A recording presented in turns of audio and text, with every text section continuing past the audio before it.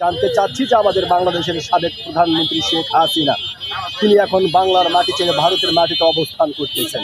তো এই বিষয়কে কেন্দ্র করে বাংলাদেশের বিভিন্ন ধরনের মানুষ বিভিন্ন ধরনের কথা বলছে। কেউ বলছে শেখ হাসিনা কখনো কোনোদিন বাংলার মাটিতে আর পা রাখতে পারবে না, আবার অনেকেই বলছে না শেখ হাসিনা আসবে অচিরেই বাংলার মাটিতে বীরের বেশে, আবার কেউ বলছে হতেও পারে, তবে তার জন্য একটি সময় রাখতে পারে। আঙ্কেল, আপনি একজন সচেতন নাগরিক এবং বাংলাদেশের একজন সাহসী মানুষ হিসাবে আপনার কাছ থেকে জানতে চাই যে আপনি কোনটা মনে করেন?